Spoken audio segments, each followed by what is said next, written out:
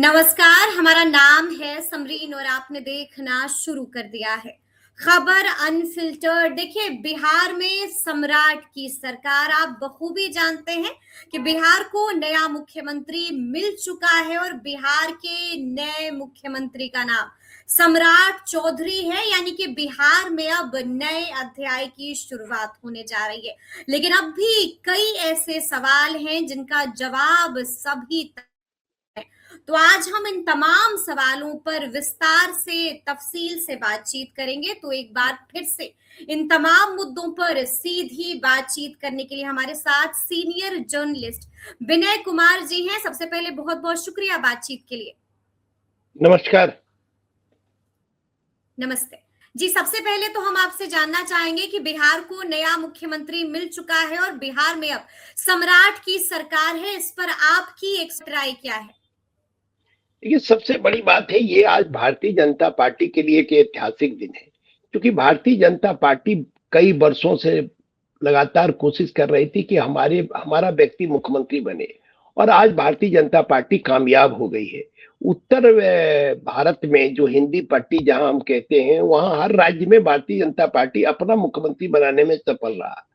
लेकिन एक बिहार ऐसा भूमि रहा जहां जो समाजवादियों की भूमि रही, तो इस भूमि में अब तक भारतीय जनता पार्टी को सफलता नहीं मिल पाई। पिछले 20 वर्षों से भारतीय जनता पार्टी नीतीश कुमार के साथ सहयोग करके सरकार चलाती रही और अपनी जड़ों को मजबूत करती रही। आज उसका परिणाम यह है कि उसका व्यक्ति मुख्यमंत्री बना है। ये बात सच है कि सम्राट चौधरी का बैकग्राउंड कोई आरएसएस का नहीं है, कोई बीजेपी के पुराने कार्यकर्ता नहीं है। 2018 में बीजेपी में आए और आज मुख्यमंत्री बने हैं। लेकिन भारतीय जनता पार्टी के कई ऐसे मुख्यमंत्री रहे हैं जो बीजेपी बैकग्राउंड के नहीं रहे। झारखंड में भी अर्जुन मुंडा 1999 में आए थे भारतीय जनता पार्टी में, झारखंड मुक्ति मोर्चा छोड़कर, और फिर 2002 में मुख्यमंत्री बने थे। असम के मुख्यमंत्री जो अभी हैं वो भी भारतीय जनता पार्टी कांग्रेस से आए थे, मुख्यमंत्री हैं। अरुणाचल के मुख्यमंत्री, त्रिपुरा के मुख्यमंत्री, कई मुख्यमंत्री ऐसे हैं जो जिनका बैकग्राउंड बीजेपी नहीं रहा लेकिन बीजेपी में आकर मुख्यमंत्री बने हैं। तो आज बीजेपी का व्यक्ति मुख्यमंत्री बना है और बीजेपी के कार्यकर्ता बिहार में उत्साहित है, आह्लादित है, क्योंकि उनका एक सपना था कि हम उत्तर भारत के इस राज्य में जहां हम वंचित हैं, जहां अब तक मुख्यमंत्री नहीं बना पाए, वहां मुख्यमंत्री बनाने में सफल रहे। तो मुझे लगता है कि एक नया दौर भी राजनीति में बिहार में शुरू होगा। ये सम्राट चौधरी के पिता भी शकुनी चौधरी ने लव कुश समीकरण बनाया था। शकुनी चौधरी ने और समता पार्टी का निर्माण किया था, और समता पार्टी के निर्माण के बाद नीतीश कुमार का उदय हुआ एक तरह से बड़े लीडर के रूप में, और उसके बाद मुख्यमंत्री के रूप में लगभग 20 वर्ष तक नीतीश कुमार मुख्यमंत्री रहे। और आज वही एक तरह से कह सकते हैं कि उन्होंने कर्ज चुका दिया। नीतीश कुमार ने कर्ज चुका दिया शकुनी चौधरी, जो उन्होंने समता पार्टी का निर्माण कराया था, क्योंकि वो लव कुश समीकरण था, उसके साथ धानु का समीकरण था। तो लव में से तो नीतीश कुमार बन गए, कुछ में से कुशवाहा सम्राट चौधरी इस बार बने हैं।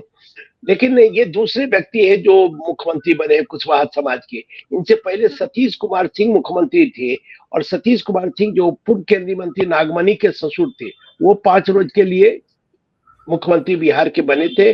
तो ये दूसरे सम्राट चौधरी व्यक्ति हैं कुशवाहा समाज के जो मुख्यमंत्री बने हैं। तो एक बड़ी उम्मीद है लोगों को इनसे। युवा है, अभी एक चेहरा है, जोरदार ढंग से अपनी बातों को रखते हैं, पारिवारिक इनका पृष्ठभूमि है, राजनीतिक पृष्ठभूमि है। इनकी माँ भी एमएलए थी, इनके पिताजी भी मंत्री और एमएलए रहे। हालांकि ये भी कई पार्टियों से आए हैं। राष्ट्रीय जनता दल से इन्होंने करियर की शुरुआत की थी।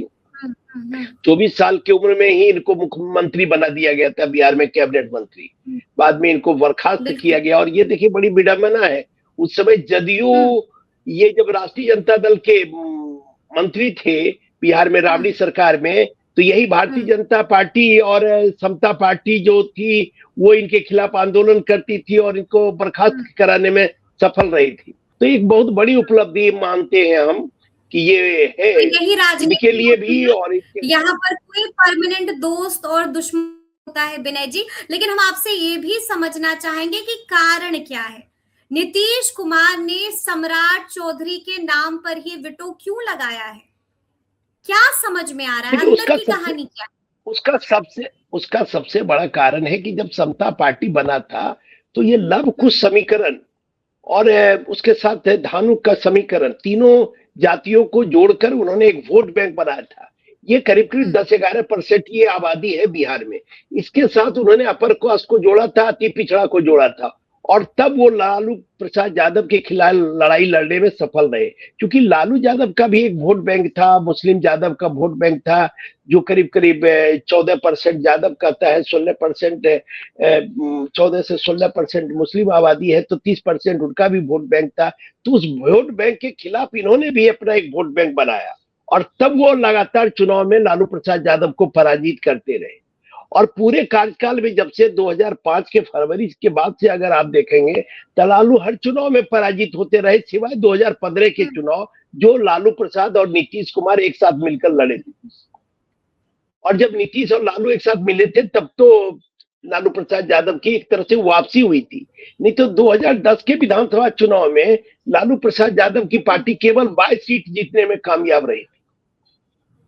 यानी कि वो आप कह सकते हैं कि वो ओहदा जो होता है, वो विपक्ष के नेता का ओहदा भी खराब नहीं प्राप्त कर पाए थे। लेकिन फिर 2015 में जब नीतीश उनके साथ चले गए और फिर दोनों ने मिलकर चुनाव लड़ा, तो फिर उनकी एक सरकार बनी और राष्ट्रीय जनता दल मजबूत हुआ और फिर राष्ट्रीय जनता दल से भी तेजस्वी यादव पहली बार उप मुख्यमंत्री बने और उसके बाद वो तेजस्वी यादव का भी कद बढ़ा। तो एक तरह से पॉलिटिकल ट्रेनिंग। लेकिन समझ में ये नहीं आ रहा है कि नीतीश कुमार ने सम्राट चौधरी को क्यों चुना। नीतीश कुमार ने सम्राट चौधरी के नाम पर विटो क्यों लगाया?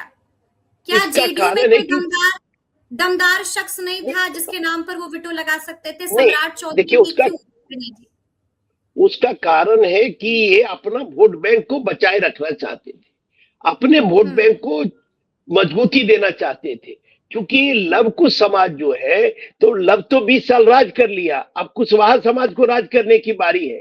तो जो वोट बैंक है, उस वोट बैंक को मजबूती देने के लिए और अपना जनाधार को और मजबूत करने के लिए नीतीश कुमार ने सम्राट चौधरी को पसंद किया। और भारतीय जनता पार्टी के पास भी व्यवस्था थी, भारतीय जनता पार्टी के पास भी कोई चारा नहीं था। चूंकि बिहार में इनकी जो आबादी है, उसी आबादी के अनुसार ये जो 10-11% जो आबादी है कोरी कुर्मी धानुक की, तो ये बड़ा वोट बैंक है। लव कुश के साथ धानुक समाज है, तो ये एक बड़ी आबादी है। धानुक समाज हालांकि पिछड़ा, अति पिछड़ा वर्ग में आते हैं, लेकिन ये तीनों एक ही अपने को मानते हैं। तो ये एक बड़ी आबादी है और इस आबादी का एक प्रतिनिधित्व कर रहे हैं समय सम्राट चौधरी और इन पर आशीर्वाद है नीतीश कुमार का। तो नीतीश कुमार अपने वोट बैंक को कंसोलिडेट करना चाहते हैं।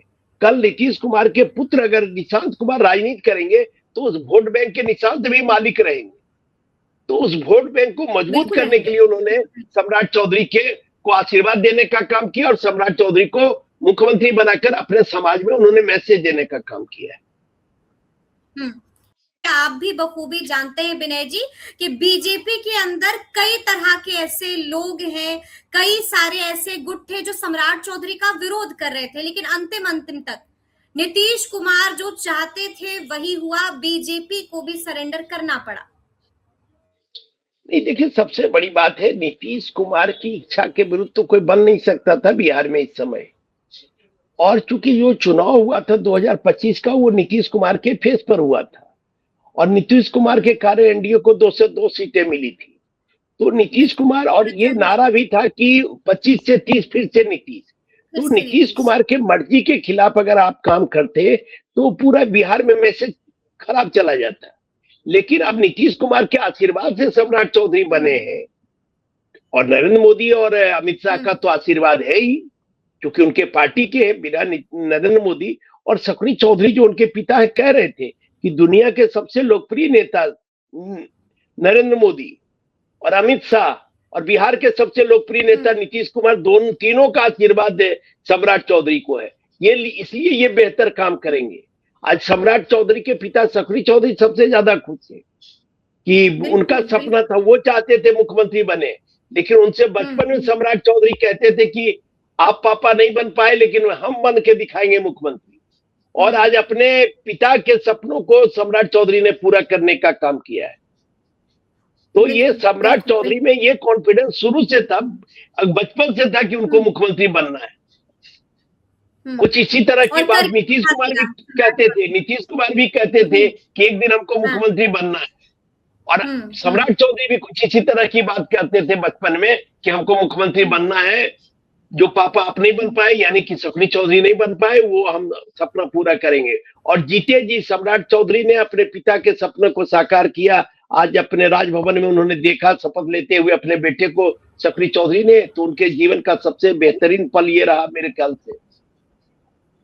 बिल्कुल, बिल्कुल। लेकिन ऐसे में अभी कई ऐसे सवाल हैं जिनका जवाब सभी तलाश रहे हैं। सबसे महत्वपूर्ण सवाल विनय जी यही है कि अब जेडीयू का क्या होगा? क्योंकि देखिए खबर तो ये जेडीयू, भी आ रही है कि अंदर-अंदर जेडीयू में लड़ाई शुरू हो गई है। सब कुछ ठीक नहीं है जेडीयू के भीतर। नहीं देखिए, अभी तो जेडीयू के राष्ट्रीय अध्यक्ष नीतीश कुमार है। हुँ, और जब तक नीतीश कुमार राष्ट्रीय अध्यक्ष है तब तक लड़ाई की कोई बात हो नहीं सकती है। क्योंकि हुँ, जो लोग भी जीत कर आए हैं नीतीश कुमार के नाम पर जीत कर आए हैं। नीतीश कुमार के बिना अगर चुनाव लड़े तब लोगों को अपनी औकात का पता चल जाएगा कि हम कितने पानी में। हम लोग राजनीति को लंबे समय से कवर कर रहे हैं, 40 साल से देख रहे हैं। पार्टी एक बड़ी ताकत होती है, पार्टी के बिना कोई व्यक्ति शक्तिशाली नहीं हो पाता है। बड़ा सा बड़ा व्यक्ति हुँ, अगर पार्टी छोड़कर जाता है तो वो बहुत बौना नजर आने लगता है। तो हुँ, पार्टी की हुँ। ताकत पर आप जीते हैं। और निशांत से को जिम्मेदारी मिलेगी पार्टी संगठन की। और तो नीतीश आगे कुमार ने बहुत ही, आगे क्या देखिए, करेंगे निशांत कुमार? क्या लगता है? नीतीश कुमार ने बहुत ही चालाकी से अपने दो लोगों को उप मुख्यमंत्री बनाया है, हुँ, विजेंद्र प्रसाद यादव और विजय चौधरी। विजय विजय चौधरी। चौधरी ऊंची जाति के हैं, विजेंद्र यादव यादव समाज के हैं। उनके हुँ, सबसे भरोसेमंद, बिहार में सबसे बिल्कुल। बड़ी आबादी यादवों की है अगर हुँ, हिंदू हुँ, समाज हुँ, की बात आप करें तो उस हुँ, आबादी को भी उन्होंने उप मुख्यमंत्री बना दिया। और हुँ, राम जयपाल सिंह यादव, तेजस्वी यादव के बाद ये तीसरे व्यक्ति हैं जो उप हुँ। मुख्यमंत्री बने हैं। तो मेरे यानी कि ख्याल से जातीय वो समीकरण अपने को भी अपने नीतीश वोट कुमार ने बैंक को, साध लिया है। नीतीश कुमार अपने वोट बैंक को और मजबूत करने का काम किया है। हुँ, हुँ, क्योंकि वो लवकुश समाज में मैसेज देने में सफल हो गए, अति पिछड़ा में हुँ, मैसेज देने में सफल हो गए, प्लस ऊंची जाति में मैसेज देने में सफल हो गए, हुँ, यादव हुँ, समाज में मैसेज देने में सफल हो गए कि भाई जो हुँ। यादव मेरे साथ है उसको हम ऊंची से ऊंची कुर्सी देने के लिए तैयार है। क्या बात है! तो ये बिल्कुल, एक बिल्कुल। मैसेज की राजनीति है और इसमें नीतीश कुमार पूरी तरह से सफल हो गए। देखिए नीतीश कुमार 24/7 राजनीति करते हैं। बिहार में कुछ ही नेता हम लोगों ने बिल्कुल, देखा लेकिन कि ऐसे में 24 घंटे वो सवाल अब राजनीति। पूछा जा रहा है निशांत कुमार आगे क्या करेंगे? नहीं निशांत कुमार डिप्टी सीएम क्यों नहीं बने? नहीं, मेरे पास जो जानकारी है निशांत कुमार को डिप्टी सीएम बनाने की कोई बात थी नहीं। कोई बात नहीं। ये कोई बात नहीं, अंदर की कोई बात नहीं थी। उनके उनको ताकि पार्टी में लाके पार्टी में उनको सक्रिय किया जाएगा और पार्टी में उनको हुँ, दायित्व दिया जाएगा और पूरा बिहार घूमेंगे। और उससे क्या आगे नीतीश कुमार का जो है परिवारवाद का जो इमेज उनका था कि परिवारवाद के खिलाफ है, वो हुँ, परिवारवाद का आज दाग भी नहीं लगा बिल्कुल, नीतीश कुमार बिल्कुल। पर। भाई पार्टी जी। में तो कोई आके काम कर सकता है। हुँ, हुँ, लेकिन हुँ, लेकिन जो लोग आप देखिए, नेहरू जी की लोग आलोचना करते हैं परिवारवाद पर कि परिवारवाद देश में बढ़ाने हुँ, का काम पंडित जवाहरलाल नेहरू ने किया। लेकिन लोग ये भूल जाते हैं कि पंडित नेहरू ने अपने कार्यकाल में कभी अपनी बेटी इंदिरा गांधी को लोकसभा या राज्यसभा का सदस्य नहीं बनने दी। पंडित नेहरू के निधन के बाद इंदिरा गांधी लोकसभा या राज्यसभा की सदस्य बनी। पार्टी में रही, कांग्रेस पार्टी में रही, संगठन में काम की, कांग्रेस की अध्यक्ष बनी, लेकिन कभी संसद में नहीं गई नेहरू के रहते। नेहरू के निधन के बाद वो पहली बार राज्यसभा में गई, प्रधानमंत्री बनी, लोकसभा की सदस्य बनी। तो नीतीश कुमार, देखिए नीतीश कुमार का अपना एक ऑरा रहा है और नीतीश कुमार सिद्धांत की राजनीति करते रहे हैं।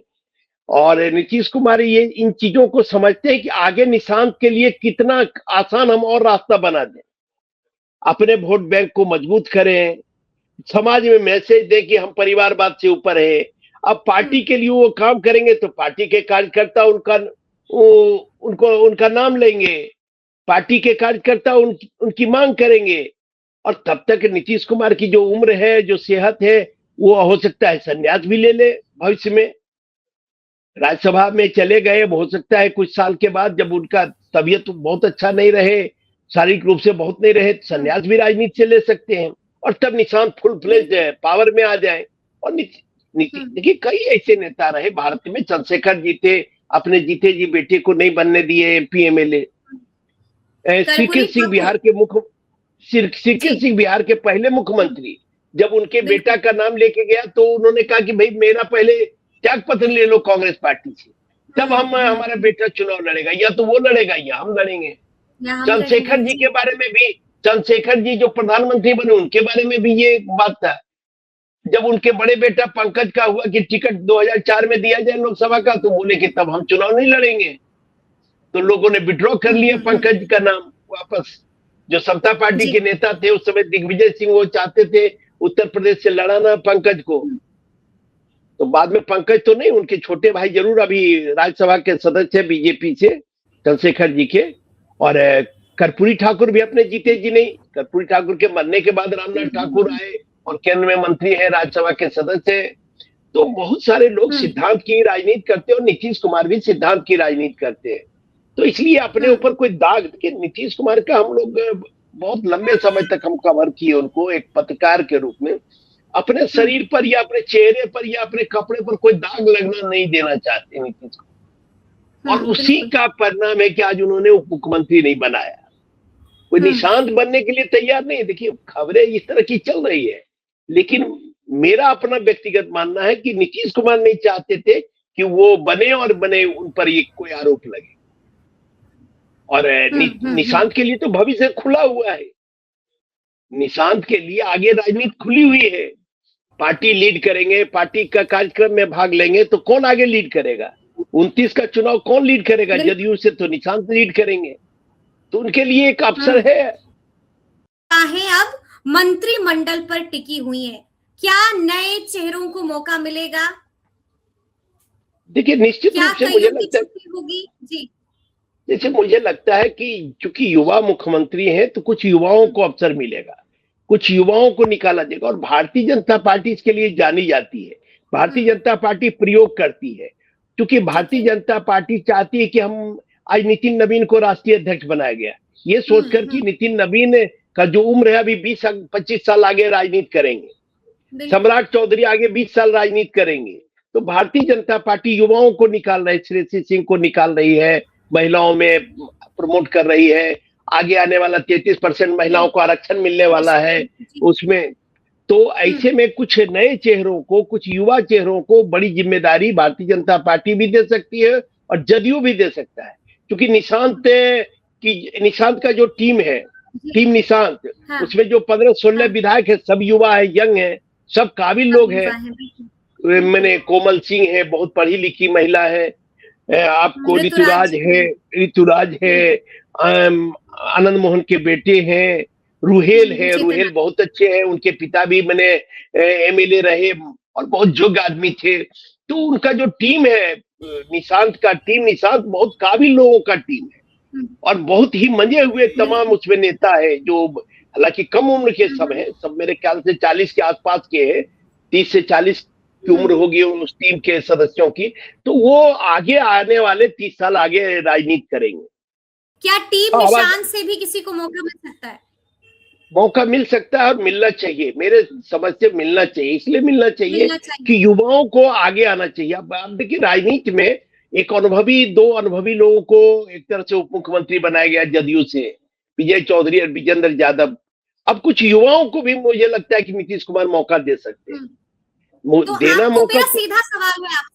मेरा सीधा सवाल है आपसे कि क्या लगता है आपको किसको ड्रॉप किया जाएगा?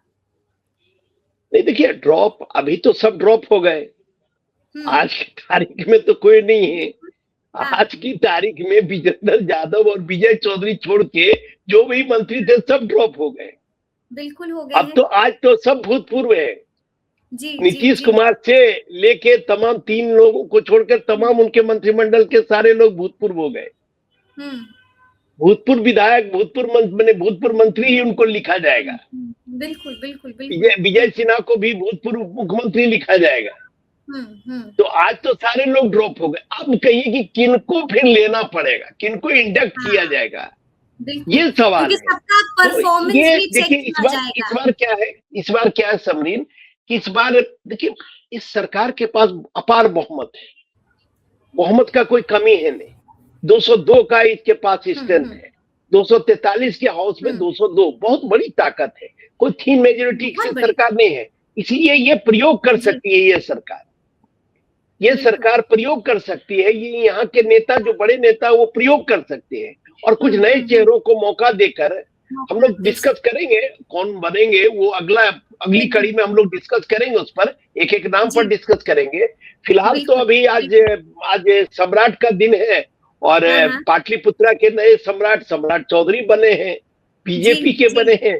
सबसे बड़ी खबर तो आज की यही है, यानी कि बीजेपी ने अपने सपने को पूरा कर लिया है, सपने को अपना कर लिया है।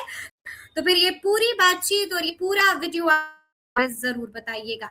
तो ऐसे तमाम अपडेट्स के लिए बिल्कुल ऐसे ही हमारे साथ बने रहिएगा और देखते खबर अनफिल्टर्ड।